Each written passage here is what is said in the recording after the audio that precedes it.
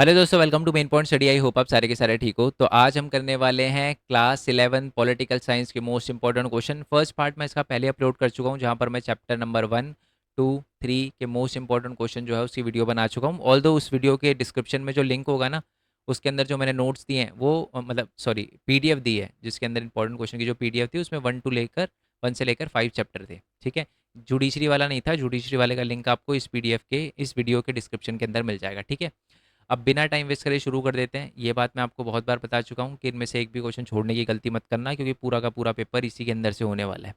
MCQ के लिए जो हमारा दूसरा वाला चैनल है, यानी अच्छा ये मेन पॉइंट टेक वाला चैनल है, पहले इसके बारे में बता देता हूँ। बेसिकली मैं इस पर ही बताता हूँ स्टूडेंट अर्न कैसे कर सकता है। तो ये सारी अर्निंग से रिलेटेड वीडियो वगैरह बना रखी है। आप देखना चाहो देख सकते हो। अगर अच्छी लगती है तो सब्सक्राइब करना, अगर नहीं लगती तो कोई दिक्कत नहीं यार। लाइफ है, एंजॉय करो, मेन चीज़ है। ठीक है, बाकी जो इन्जॉय से पहले ये वाला जो हमारा दूसरा वाला चैनल है ना, भरत कोरवाल करके, इस चैनल पे आ जाना। यहाँ पर मैं लाइव आपको एमसीक्यू वगैरह की प्रैक्टिस करवाऊंगा, तो इसको ज्वाइन कर लेना। ठीक है, चलो अब आ जाते हैं जी, शुरू कर देते हैं। फर्स्ट सेकंड थर्ड पूरे के पूरे चैप्टर के इंपॉर्टेंट क्वेश्चन मैं समझा चुका था। अब आते हैं जी चैप्टर नंबर 4 पे। ठीक है जी, तो चैप्टर नंबर 4 पे आ जाते हैं। सबसे पहले तो एग्जीक्यूटिव का क्या मतलब होता है, मैं आपको सिंपल बताता हूँ। एग्जीक्यूटिव क्या होती है, वो गवर्नमेंट के 3 ऑर्गन में से एक है एग्जीक्यूटिव। आपको पता है गवर्नमेंट के 3 ऑर्गन होते हैं, एग्जीक्यूटिव, जुडिशरी, लेजिस्लेचर। लेजिस्लेचर क्या करता है, लॉ बनाता है। जुडिशरी जस्टिस वगैरह प्रोवाइड करता है। एग्जीक्यूटिव क्या करता है, लेजिस्लेचर द्वारा बनाए गए लॉ को एग्जीक्यूट करता है। तो ये लिखा था, executive is the responsible for executing and enforcing the law. Law को एग्जीक्यूट करने का काम जो होता है एग्जीक्यूटिव का होता है। और कितने टाइप की एग्जीक्यूटिव होती है, तो 3 टाइप की एग्जीक्यूटिव होती है, याद रखना ये बात। कौन कौन सी, सबसे पहली होती है जी पार्लियामेंट्री, दूसरा होता है जी सेमी प्रेसिडेंशियल, और तीसरा होता है प्रेसिडेंशियल। पहले पार्लियामेंट्री सुनते हैं, क्योंकि इंडिया के अंदर यही है। इसमें क्या होता है, जो गवर्नमेंट का हेड होता है ना, वो पीएम होता है। जैसे कि आपको पता है इस टाइम जो गवर्नमेंट के हेड है वो पीएम है ना। दूसरी बात है कि वो क्या होता है, वो उस पार्टी का मेंबर होता है जिस पार्टी की मेजोरिटी होती है लेजिस्लेचर में। अभी लोकसभा के अंदर किसकी मेजोरिटी है, ठीक है, बीजेपी की मेजोरिटी है। ओके, तो बीजेपी के ही पीएम है, यस और नो। चलो, नेक्स्ट है कि he is accountable to the legislature, यानी लेजिस्लेचर यानी पार्लियामेंट के अंदर अगर उनसे कोई सवाल पूछा जाता है तो उन्हें जवाब देना पड़ेगा। तो यही बात लिखी हुई है। नेक्स्ट है कि the head of the country of the state में बी मोनार्क या प्रेसिडेंट, यानी इन दोनों में से एक हेड ऑफ द स्टेट होगा। मैंने क्या बोला, अगर हेड ऑफ द गवर्नमेंट पूछा जाए तो वो होगा PM, head of the state पूछा जाए तो वो होगा प्रेसिडेंट। मोनार्क तो इंडिया में है नहीं।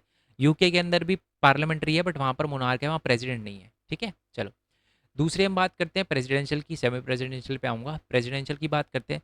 यहाँ पर क्या होता है, हेड ऑफ द गवर्नमेंट और हेड ऑफ द स्टेट दोनों सेम ही होते हैं। कौन, प्रेसिडेंट। और यहाँ पर है ना, लोग डायरेक्टली वोट देकर अपने प्रेसिडेंट को चुनते हैं। यहाँ पर है ना, हम लोग वोट देकर अपने एमपी को चुनते हैं, और जिस पार्टी के ज़्यादा एमपी होते हैं ना उनका पीएम बनता है।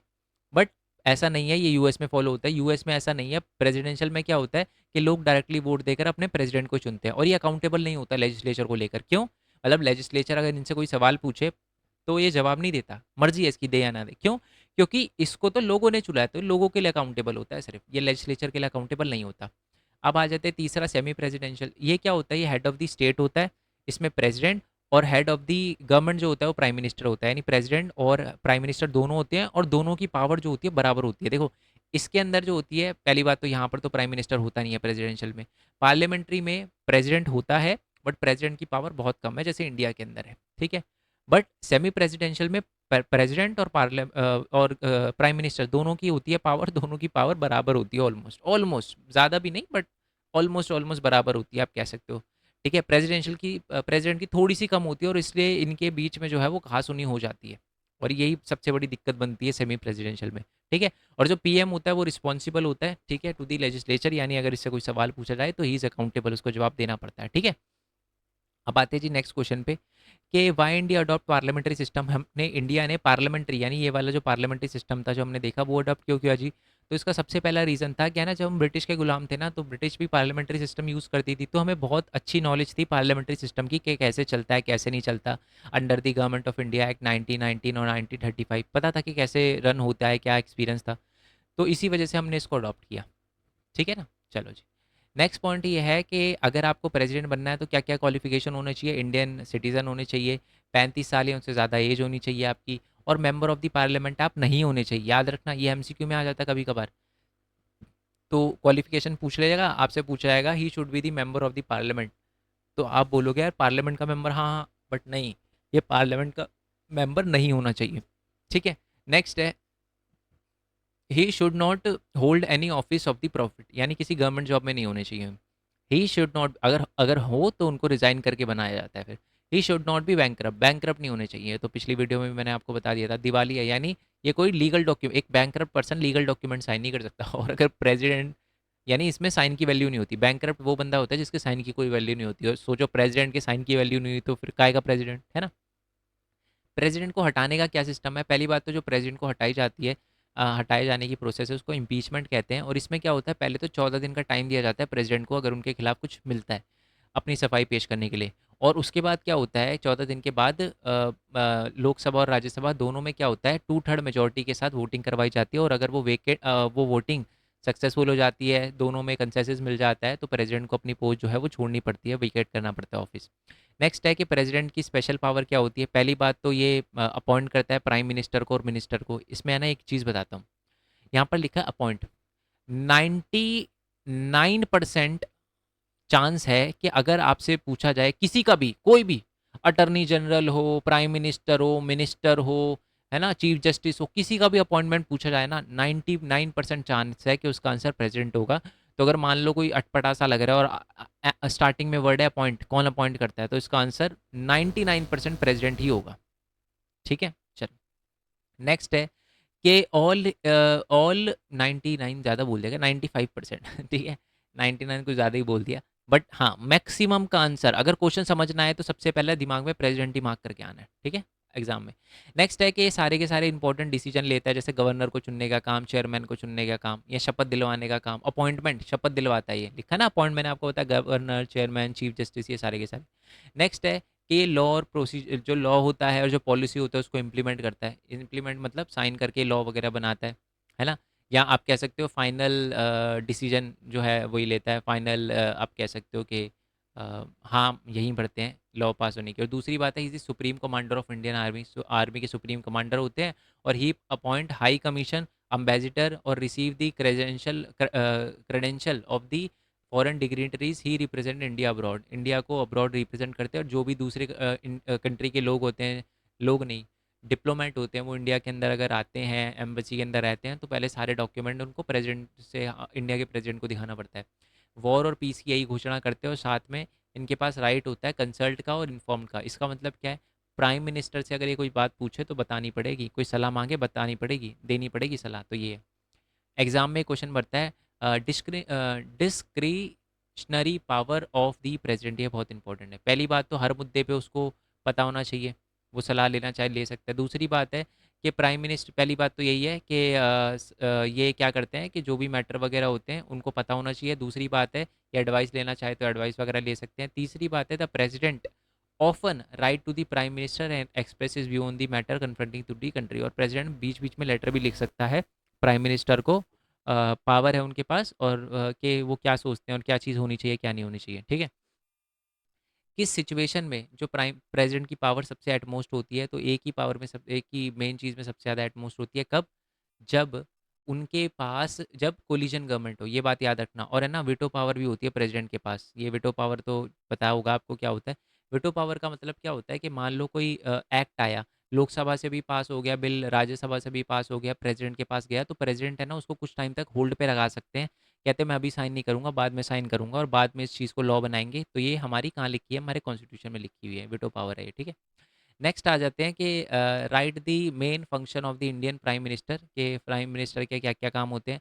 कैबिनेट को फॉर्म करना, different different portfolio different ministries में बांटना, साथ में मीटिंग वगैरह, कैबिनेट की जो अलग अलग मीटिंग होती है उसको हेड वगैरह करना, चेयर करना, डिफरेंट डिफरेंट डिपार्टमेंट के बीच में कोऑर्डिनेट वगैरह करना, प्रेसिडेंट को एडवाइस करना, ऊपर देखा था हमने। और एक कैबिनेट और प्रेसिडेंट के बीच में जो है वो एक लिंक की तरह करता है। अच्छा सर, कैबिनेट क्या होते हैं? ये जो ये foreign minister, home minister, education minister, बड़ी बड़ी मिनिस्ट्री होती है ना, इन सारे के सारे लोगों को कैबिनेट कहा जाता है।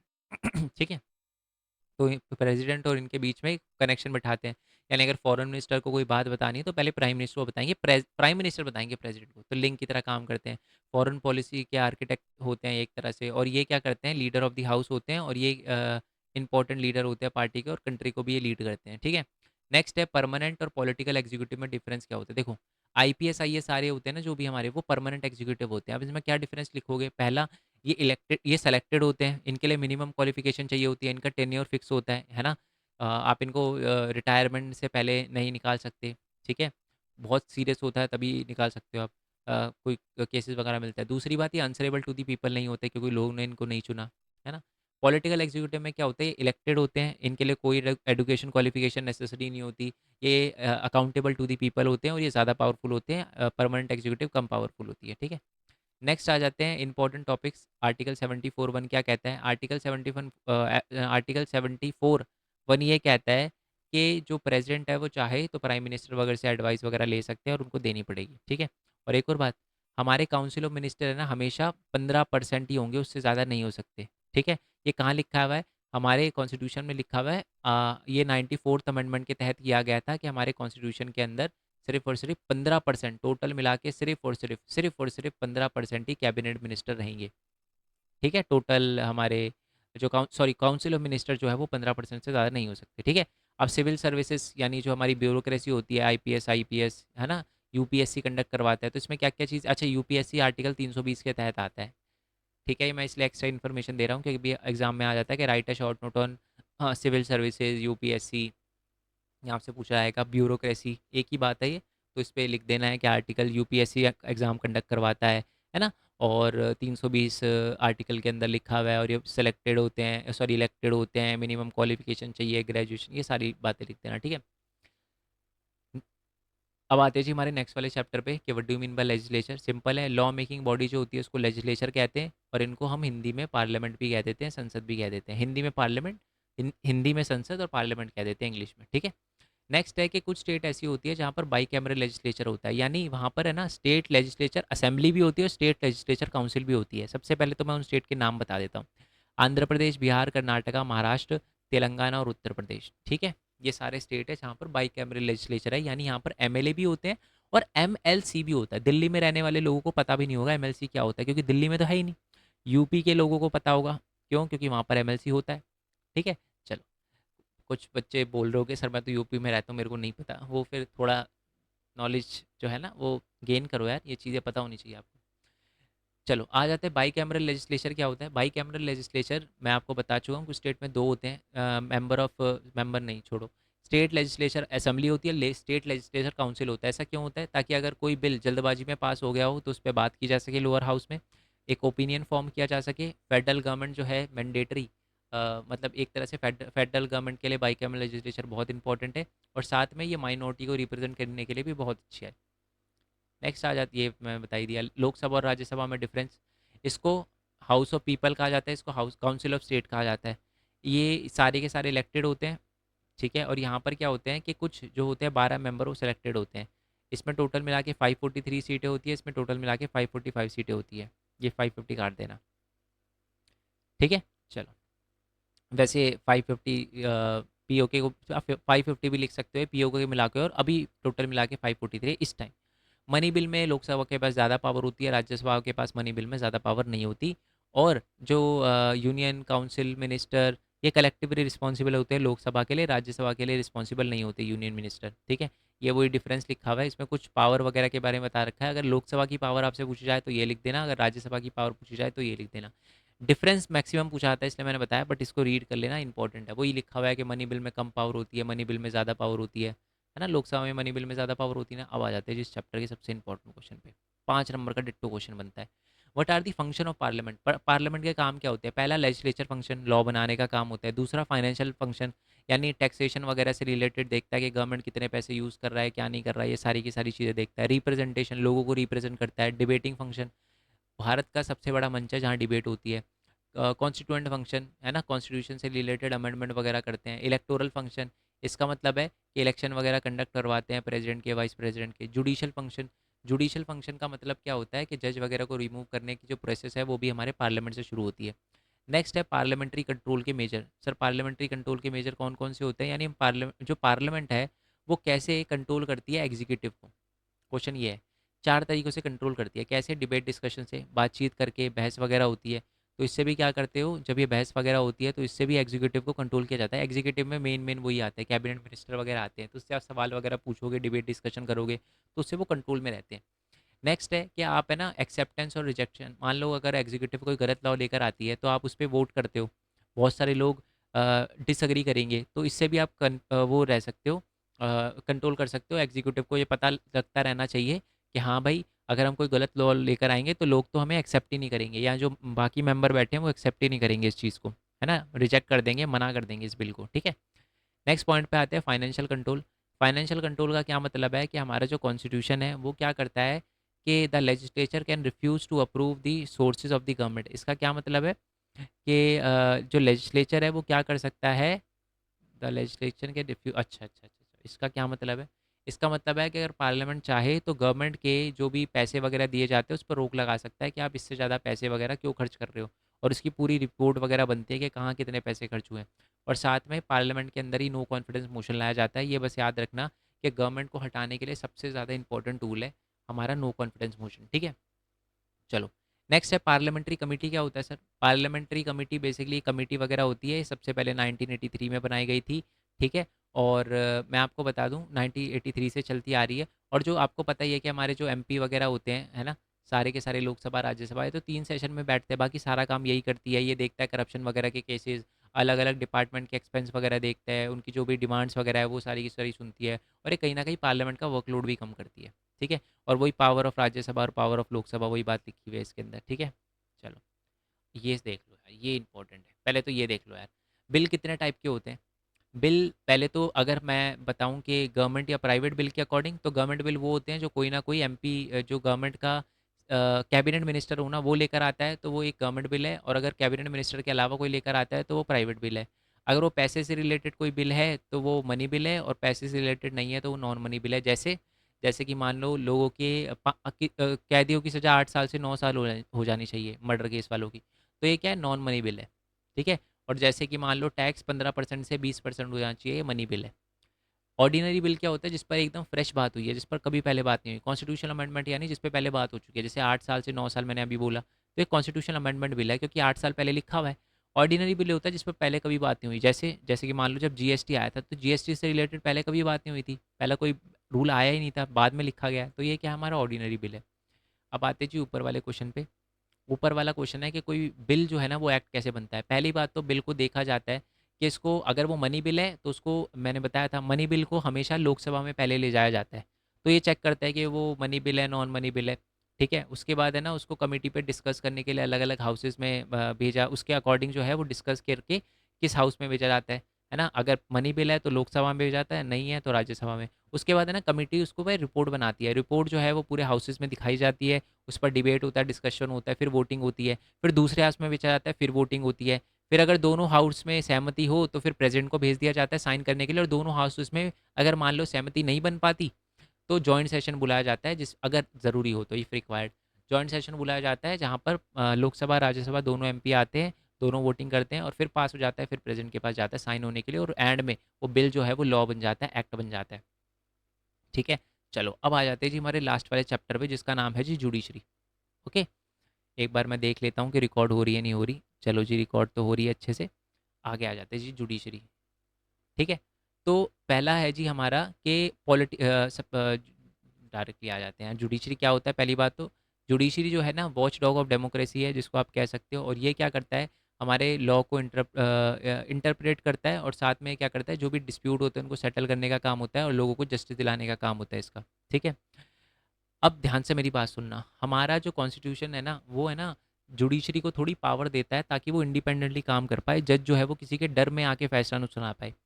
तो ये कौन कौन सी पावर है, क्या क्या लिखा हुआ है कॉन्स्टिट्यूशन में इसके बारे में? पहला तो लिखा हुआ है, द कंडक्ट ऑफ द जज can not be discuss in parliament. Parliament में जज के जो भी कंडक्ट होते हैं उसके बारे में कोई भी नहीं कह सकता, बात नहीं हो सकती कि जी पार्लियामेंट में ये नहीं हो सकता, इस जज ने ये बोल दिया, ये नहीं कर सकते आप।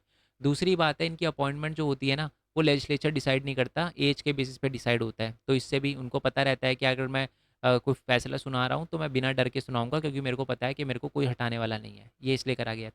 तीसरा है कि जज ढंग से काम कर पाए, इसी की वजह से इनका टाइम जो होता है फिक्स होता है। आप इनको 65 साल से पहले नहीं निकाल सकते, जज की एज 65 है, 65 साल से पहले नहीं निकाल सकते, और इनको अगर निकालना है तो बहुत ही ज़्यादा टफ है, और आज तक एक बार भी कोई जज नहीं हटा। ट्राई किया गया था पंजाब हरियाणा के जज के साथ, स्वामीनाथन नाम था उनका, बट हटे नहीं है कभी, ठीक है। पी स्वामीनाथन था, एक बार चेक, एस एस स्वामीनाथन था शायद, चेक करना एक बार। नेक्स्ट है कि जो सुप्रीम कोर्ट के जज होते हैं और हाई कोर्ट के जज होते हैं उनको हटाना बड़ा डिफिकल्ट होता है, मैंने बता दिया। और उनकी सैलरी जो होती है ना, वो इनका अलाउंस अलग से मिलता है, यानी लेजिस्लेचर नहीं देती। नेक्स्ट है, इनको आप क्रिटिसाइज़ नहीं कर सकते, इनके कोई भी जजमेंट को लेके इनको क्रिटिसाइज़ नहीं किया जा सकता। और नेक्स्ट है कि ये क्या करता है, जुडिशरी नज़र रखता है लेजिस्लेचर पे और एग्जीक्यूटिव पे, और बाकी पूरी कंट्री के अंदर पूरी जो भी एग्जीक्यूटिव और लेजिस्लेचर है उनको भी इनके ऑर्डर मानने पड़ते हैं। ओके, चलो। नेक्स्ट है कि does independence of the judiciary mean that judiciary is not accountable to anyone? Write your answer not more than 100 points. ठीक है, मैंने डायरेक्टली जो क्वेश्चन था वही उठा के लिख दिया। क्वेश्चन क्या है, क्या जुडिशरी अभी जुडिशरी के अंदर हमने देखा इतनी इंडिपेंडेंस है, क्या जुडिशरी जो है वो किसी के लिए अकाउंटेबल है? किसी के लिए अकाउंटेबल नहीं है, तो आपको लिखना है नहीं। ये बात सही है कि जुडिशरी के पास इंडिपेंडेंस है, बट इसका मतलब ये नहीं है कि वो अकाउंटेबल नहीं है। वो किसको लेकर अकाउंटेबल है? वो कॉन्स्टिट्यूशन को लेकर अकाउंटेबल है। वो ये ध्यान रखती है कि कॉन्स्टिट्यूशन के सारे रूल जो है वो फॉलो हो रहे हैं। तो ये लिखा है therefore they are accountable to the constitution. Next आते हैं कि why do we need judiciary? Judiciary क्यों ज़रूरी होती है? सोसाइटी के अंदर जो भी डिस्प्यूट वगैरह है, स्टेट गवर्नमेंट, सेंट्रल गवर्नमेंट, है ना, लोगों को जस्टिस वगैरह प्रोवाइड करने के लिए जुडिशरी इसलिए हमारे लिए बहुत इंपॉर्टेंट है। जज को कैसे अपॉइंट किया जाता है मैं आपको बता ही चुका हूँ। सीनियरिटी के बेसिस पे जज को चुना जाता है। और दूसरी बात है, इनको अपॉइंट करने का काम किसका होता है? प्रेसिडेंट का, यानी शपथ दिलवाता है। जो चीफ जस्टिस ऑफ इंडिया होते हैं उनको शपथ दिलवाता है हमारा प्रेसिडेंट। नेक्स्ट है, जज को कैसे हटाया जाता है? वही प्रोसेस है जो कि प्रेसिडेंट को हटाने के लिए यूज़ करी जाती है, जिसको हम इम्पीचमेंट कहते हैं। ये बात मैं आपको पहले ही बता चुका हूँ। ठीक है, ये देखो लिखा है इम्पीचमेंट। नेक्स्ट है कि जुडिशरी के क्या काम होते हैं, और सॉरी, स्ट्रक्चर ऑफ जुडिशरी, कौन कौन सी जुडिशरी होती है। सबसे पहले तो आपको पता है कि एक हमारी सबॉर्डिनेट कोर्ट होती है जो सिविल और क्रिमिनल नेचर के केसेस वगैरह देखती है। डिस्ट्रिक्ट कोर्ट उससे ऊपर होती है जो जो ज़्यादा सीरियस केसेस होते हैं उनको देखती है। साथ में जो भी नीचे के कोर्ट के जो डिसीजन है उनको भी सुनती है ना। अगर कोई नीचे से अपील करता है तो उनकी भी केसेस वगैरह को सुनती है। और डिस्ट्रिक्ट में जो भी केस है ना उन पे देखती है। स्टेट क्या करती है? स्टेट भी वही नीचे के सारे केसेस वगैरह देखती है, रिट जारी करती है ना। रिट सुप्रीम कोर्ट और हाई कोर्ट ही रिट जो है इशू करती है। और साथ में क्या करती है, ये देखती है कि लोगों के, रियली सॉरी, मैं इतने टाइम से वीडियो बना रहा हूँ ना, मैंने पानी वगैरह नहीं पिया। मैं पानी पीने जाऊँगा तो मतलब बॉटल वगैरह लेके आनी पड़ेगी, भरनी पड़ेगी बॉटल। तो इस वजह से गला ख़राब हो रहा है, बट कोई दिक्कत नहीं है। नेक्स्ट है कि ये क्या करता है कि exercise super independence and the control over the court, यानी ये नीचे के कोर्ट की नज़र रखता है कि वो ढंग से काम कर रहे हैं नहीं कर रहे। ठीक है, और ये स्टेट में आने वाले सारे कोर्ट को सारे जो फैसले हैं, सारे जो केसेस हैं उनको देखता है। सुप्रीम कोर्ट क्या होता है? ये फाइनल कोर्ट है, इसका डिसीजन फाइनल होता है। ठीक है, और ये क्या करता है? ये हाई कोर्ट के जज का ट्रांसफ़र करना चाहे तो वो भी कर सकता है, नीचे के कोर्ट के सारे फैसले वगैरह सुनता है। ठीक है, ये सारी बातें वगैरह लिखी हुई है। अब आ जाते हैं जुडिक्शन ऑफ सुप्रीम कोर्ट। तो जुडिक्शन ऑफ सुप्रीम कोर्ट का मतलब होता है कि सुप्रीम कोर्ट के क्या काम होते हैं? चार काम होते हैं मेन मेन। ऑर्डिनरी, एपीलेट, हमारा एडवाइजरी और रिट। रिट इशू करना तो आपको पता ही है, हीबस कॉर्पस मैंडेमस, किसी के फंडामेंटल राइट का वॉल्यूशन हो जाए तो। एडवाइजरी का मतलब क्या होता है कि ये क्या करता है कि अगर किसी भी मैटर पे अगर प्रेसिडेंट को कोई एडवाइस चाहिए हो तो एडवाइस देने का काम भी करता है सुप्रीम कोर्ट। तो ये भी सुप्रीम कोर्ट का काम है। तीसरा होता है एपीलेट। एपीलेट का मतलब होता है कि अगर कोई नीचे की कोर्ट से यानी हाई कोर्ट से कोई अपील कर रहा है तो इसके अपील को सुनना, चाहे वो सिविल केस में हो, कॉन्स्टिट्यूशनल केस में हो, या क्रिमिनल केस में हो, किसी में भी। ओरिजिनल का क्या मतलब है कि यूनियन, यानी सेंटर और स्टेट के बीच में अगर किसी चीज़ को लेकर, या दो स्टेट के बीच में किसी चीज़ को लेकर दिक्कत है तो उनको भी सुनना। जैसे पानी को लेकर दिक्कत है तमिलनाडु और कर्नाटका में, तो ये भी केस सुप्रीम कोर्ट में चल रहा है। ठीक है, एग्जाम्पल दे रहा हूँ, ऐसे ये नहीं है। बेलगाम का तो चल रहा है, चंडीगढ़ का, ये सारे सारे चलते रहते हैं।